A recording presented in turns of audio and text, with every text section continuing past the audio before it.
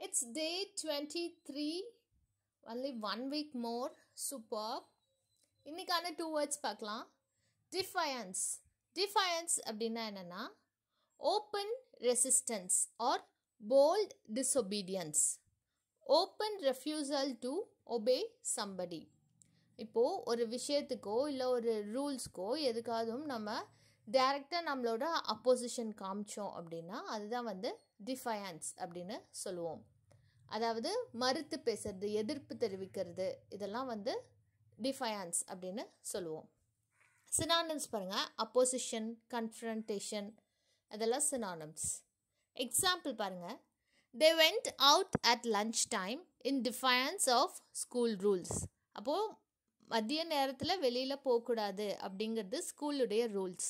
ஆனால் அவங்க அதை என்ன பண்ணிட்டாங்க, அதை எதிர்த்து வெளியில் போயிட்டாங்க அப்படிங்கிறது தான் இதனுடைய அர்த்தம். இன் டிஃபயன்ஸ் ஆஃப் ஸ்கூல் ரூல்ஸ், அதை மீறிட்டாங்க, அதை எதிர்த்துட்டாங்க அப்படிங்கிறது தான் இதனுடைய அர்த்தம். நெக்ஸ்ட் வேர்ட் பாருங்கள். வேர்டிக்ட். வேர்டிக்ட் அப்படின்னா a decision or judgment. அதாவது நல்லா அலசி ஆராய்ந்து ஒரு முடிவை எடுக்கிறாங்க அப்படின்னா அதுதான் நம்ம வேர்டிக்ட் அப்படின்னு சொல்லுவோம். டெசிஷன், கன்க்ளூஷன், இதெல்லாம் சினானிம்ஸ். எக்ஸாம்பிள் பாருங்கள். The jury took a long time to reach the verdict. இப்போ வேர்டிக்ட்னா டெசிஷன்.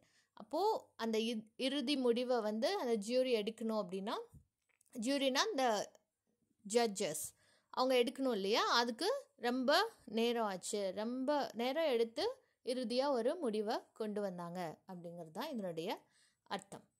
இன்றைக்கான 2 words தான் defiance and verdict. So far 46 words பார்த்துருக்கோம்.